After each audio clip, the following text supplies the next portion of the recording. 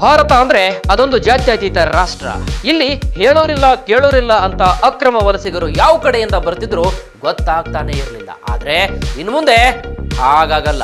ವಿದೇಶದಿಂದ ಭಾರತಕ್ಕೆ ಒಂದು ಸೊಳ್ಳೆನೂ ಕೂಡ ಬರಬೇಕಂದ್ರೂ ಕಠಿಣ ನಿಯಮಗಳನ್ನ ಪಾಲಿಸಲೇಬೇಕು. ಅದಕ್ಕಾಗಿಯೇ ಲೋಕಸಭೆಯಲ್ಲಿ ವಲಸೆ ಮತ್ತು ವಿದೇಶಿಯರ ಮಸೂದೆ 2025 ಮಂಡಿಸಲಾಗಿದೆ. ಹಾಗಾದ್ರೆ ಏನೆಲ್ಲ ಹೇಳುತ್ತೆ ಈ ಮಸೂದೆ?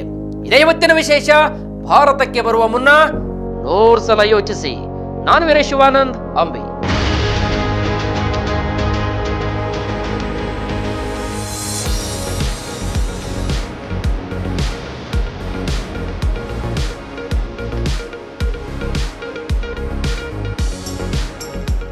ಲೋಕಸಭೆಯಲ್ಲಿ ವಲಸೆ ಮತ್ತು ವಿದೇಶಿಯರ ಮಸೂದೆ 2025 ಗೃಹ ವ್ಯವಹಾರಗಳ ರಾಜ್ಯ ಸಚಿವ ನಿತ್ಯಾನಂದ ರೈ ಮಂಡಿಸಿದ್ದಾರೆ.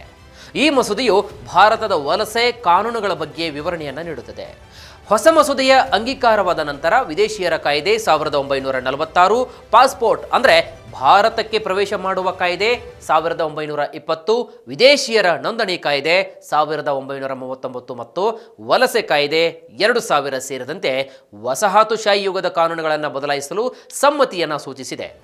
ಇನ್ನು ರಾಷ್ಟ್ರೀಯ ಭದ್ರತೆಯನ್ನು ಹೆಚ್ಚಿಸುವುದು, ವಲಸೆ ಕಾರ್ಯವಿಧಾನಗಳನ್ನು ನಿಯಂತ್ರಿಸುವುದು ಮತ್ತು ಪ್ರವೇಶ ಮತ್ತು ವಾಸ್ತವ್ಯದ ಷರತ್ತುಗಳನ್ನು ಉಲ್ಲಂಘಿಸುವಂತಹ ವಿದೇಶಿಯರ ಮೇಲೆ ಕಠಿಣವಾದಂತಹ ದಂಡಗಳನ್ನು ಪರಿಚಯಿಸುವುದು ಮತ್ತು ಇದರ ಮಹತ್ವ ಉದ್ದೇಶವಾಗಿದೆ. ಅಧಿಕೃತ ಮಸೂದೆಗಳ ಪ್ರಕಾರ ಕೇಂದ್ರ ಸರ್ಕಾರಕ್ಕೆ ನಿರ್ದಿಷ್ಟ ಅಧಿಕಾರಗಳನ್ನು ನೀಡುವ ಗುರಿಯನ್ನು ಕೂಡ ಹೊಂದಿರತಕ್ಕಂತಹ ಮಸೂದೆಯನ್ನು ಪರಿಚಯಿಸಲಾಗಿದೆ.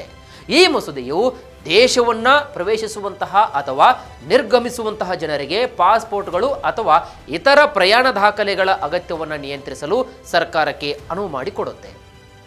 ಪ್ರಸ್ತಾವಿಕ ಕಾನೂನು, ವೀಸಾ ಮಾನದಂಡಗಳು ಹಾಗೂ ನೋಂದಣಿ ಪ್ರೋಟೋಕಾಲ್ಗಳು ಮತ್ತು ಭಾರತೀಯ ನೆಲದಲ್ಲಿರುವಂತಹ ವಿದೇಶಿಗರಿಗೆ ಸಂಬಂಧಿಸಿದಂಥ ಇತರ ಸಂಬಂಧಿತ ಅಥವಾ ಪ್ರಾಸಂಗಿಕ ವಿಷಯಗಳಂತಹ ನಿರ್ಣಾಯಕ ಅಂಶಗಳನ್ನು ಇದು ಒಳಗೊಂಡಿದೆ.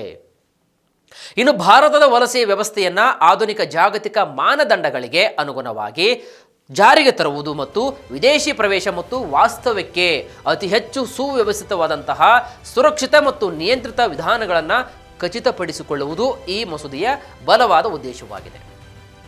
ರಾಷ್ಟ್ರೀಯ ಭದ್ರತೆ ಮತ್ತು ಆಡಳಿತಾತ್ಮಕ ದಕ್ಷತೆ ಎರಡನ್ನೂ ಕೂಡ ಕೇಂದ್ರೀಕರಿಸಿ ಈ ಶಾಸಕಾಂಗ ಉಪಯುಕ್ತವು ಭಾರತವು ಗಡಿಯಾಚೆಗಿನ ಚಲನೆಯನ್ನು ಹೇಗೆ ನಿರ್ವಹಿಸುತ್ತದೆ ಎಂಬುದರ ಬಗ್ಗೆ ಕೆಲವು ಬದಲಾವಣೆಗಳನ್ನು ಕೂಡ ಈ ಕಾಯ್ದೆಯಲ್ಲಿ ತರಲಾಗಿದೆ.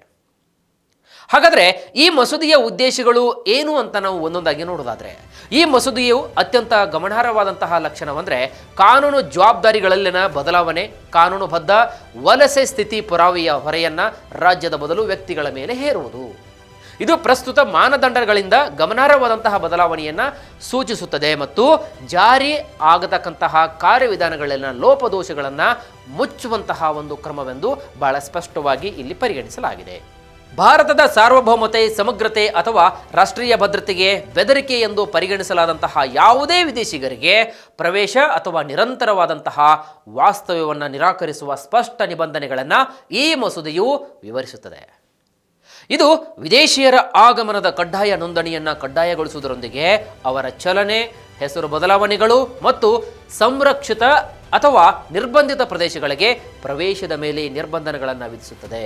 ಹಾಗೂ ಹೆಚ್ಚುವರಿಯಾಗಿ ಶಿಕ್ಷಣ ಸಂಸ್ಥೆಗಳು, ಆಸ್ಪತ್ರೆಗಳು ಮತ್ತು ನರ್ಸಿಂಗ್ ಹೋಮ್ಗಳಂತಹ ಸಂಸ್ಥೆಗಳು ತಮ್ಮ ಆರೈಕೆ ಅಥವಾ ದಾಖಲಾತಿಯಲ್ಲಿರುವಂತಹ ವಿದೇಶಿ ಪ್ರಜೆಗಳ ಬಗ್ಗೆ ವಲಸೆ ಅಧಿಕಾರಿಗಳಿಗೆ ವರದಿ ಮಾಡಲು ಈ ಮಸೂದೆಯು ಬದ್ಧವಾಗಿದೆ ಅಂತ ಹೇಳಲಾಗಿದೆ. ಇನ್ನು ಕೆಲವೊಂದಿಷ್ಟು ವರದಿಗಳ ಪ್ರಕಾರ ಈ ಎಲ್ಲ ನಿಯಮಗಳು ಉಲ್ಲಂಘನೆಯಾದಲ್ಲಿ ಕಠಿಣ ಶಿಕ್ಷೆಗಳನ್ನು ಪ್ರಸ್ತಾಪಿಸಲಾಗಿದೆ. ಮಾನ್ಯವಾದಂತಹ ಪಾಸ್ಪೋರ್ಟ್ ಅಥವಾ ವೀಸಾ ಇಲ್ಲದೆ ಭಾರತವನ್ನು ಪ್ರವೇಶ ಮಾಡಿದರೆ, ಇಟ್ ಮೀನ್ಸ್ ಎಂಟ್ರಿ ಆದರೆ, ಈಗ 5 ವರ್ಷಗಳವರೆಗೆ ಜೈಲು ಶಿಕ್ಷೆ ಮತ್ತು 5 ಲಕ್ಷ ರೂಪಾಯಿಗಳವರೆಗೆ ದಂಡವನ್ನು ವಿಧಿಸಬಹುದು. ಒಂದು ವೇಳೆ ನಕಲಿ ದಾಖಲೆಗಳನ್ನು ಬಳಸಿದರೆ 2 ರಿಂದ 7 ವರ್ಷಗಳವರೆಗೆ ಜೈಲು ಶಿಕ್ಷೆಯನ್ನು ವಿಧಿಸಬಹುದು ಹಾಗೂ 1 ಲಕ್ಷ ರೂಪಾಯಿಗಳಿಂದ 10 ಲಕ್ಷ ರೂಪಾಯಿಗಳವರೆಗೆ ದಂಡವೂ ಕೂಡ ವಿಧಿಸಲಾಗುತ್ತದೆ. ಇನ್ನು ಹೆಚ್ಚುವರಿಯಾಗಿ ಅವಧಿ ಮೀರಿದಂತಹ ವಾಸ್ತವ್ಯ ಅಂದರೆ ಉಳಿದುಕೊಳ್ಳುವ ವೀಸಾವನ್ನು ನಿಯಮಗಳನ್ನು ಉಲ್ಲಂಘಿಸುವುದು ಅಥವಾ ನಿರ್ಬಂಧಿತ ವಲಯಗಳಿಗೆ ಅನಧಿಕೃತವಾಗಿ ಪ್ರವೇಶವನ್ನು ಮಾಡಿದರೆ 1 ಅಲ್ಲ 2 ಅಲ್ಲ 3 ವರ್ಷಗಳವರೆಗೆ ಜೈಲು ಹಾಗೂ 3 ಲಕ್ಷಗಳ ರೂಪಾಯಿ ದಂಡವನ್ನು ಕೂಡ ಇಲ್ಲಿ ಸಲ್ಲಿಸಬೇಕಾಗುತ್ತೆ. ಇನ್ನು ಈ ನಿಯಮ ಸಾರಿಗೆ ವಾಹಕಗಳಿಗೂ ಕೂಡ ಅನ್ವಯವಾಗಲಿದೆ. ಯಾಕಂದರೆ ಸರಿಯಾದಂತಹ ದಾಖಲೆಗಳಿಲ್ಲದೆ ವಿದೇಶಿಗರನ್ನು ಕರೆತರುವುದು ಕಂಡು ಬಂದರೆ ಯಾವುದೇ ವಾಹಕವೂ ಕೂಡ 5 ಲಕ್ಷ ರೂಪಾಯಿಗಳವರೆಗೆ ದಂಡವನ್ನು ಎದುರಿಸಬೇಕಾಗುತ್ತದೆ ಮತ್ತು ಪಾವತಿಯನ್ನು ಮಾಡದೇ ಇದ್ದರೆ ವಾಹನ ಅಥವಾ ವಿಮಾನವನ್ನು ವಶಪಡಿಸಿಕೊಳ್ಳಬಹುದು.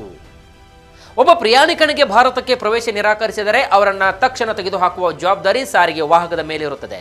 ಇದರ ಜೊತೆಗೆ ಮಸೂದೆಯು ವಲಸೆಯ ಅಧಿಕಾರಿಗಳಿಗೆ ವಾರಂಟ್ ಇಲ್ಲದೆ ವ್ಯಕ್ತಿಗಳನ್ನು ಬಂಧಿಸುವ ಹಕ್ಕನ್ನು ಕೂಡ ನೀಡಿದೆ.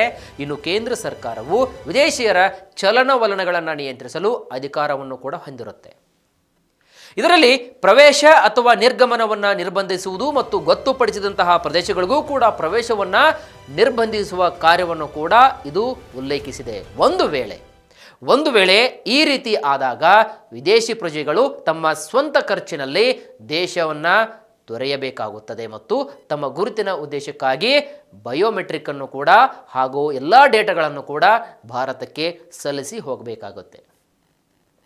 ಇನ್ನು ಪ್ರಸ್ತಾವಿಕ ಕಾನೂನು 1946ರ ವಿದೇಶಿಯರ ಕಾಯ್ದೆ, 1920ರ ಪಾಸ್ಪೋರ್ಟ್ ಕಾಯ್ದೆ, 1939ರ ವಿದೇಶಿಯರ ನೋಂದಣಿ ಕಾಯ್ದೆ ಮತ್ತು 2000ದ ವಲಸೆ ಕಾಯ್ದೆಯ ಈ ಹಳೆಯ ಕಾನೂನುಗಳು ಅವುಗಳಲ್ಲಿ ಹಲವು ಸ್ವಾತಂತ್ರ್ಯ ಪೂರ್ವ ಮತ್ತು ವಿಶ್ವ ಯುದ್ಧದ ಯುಗಗಳ ಹಿಂದಿನದ್ದಾಗಿದ್ದು ಎಲ್ಲವೂ ಕೂಡ ಹಳೆಯ ಕಾಯ್ದೆಗಳಾಗಿ ಪರಿಗಣಿಸಲಾಗಿದ್ದು ದೇಶದ ಭಾರೀ ಭದ್ರತೆಗಾಗಿ ಈ ಎಲ್ಲ ಕಠಿಣ ನಿಯಮಗಳನ್ನು 2025ರ ಈ ಒಂದು ಕಾಯ್ದೆ ಅಡಿಯಲ್ಲಿ ಜಾರಿಗೆ ತರಲಾಗಿದೆ.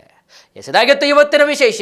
ಮತ್ತಷ್ಟು ವೈವಿಧ್ಯಮಯ ಸುದ್ದಿಗಳಿಗಾಗಿ ನೋಡ್ತಾ ಇರಿ ವಿಶ್ವವಾಣಿ ಟಿವಿ.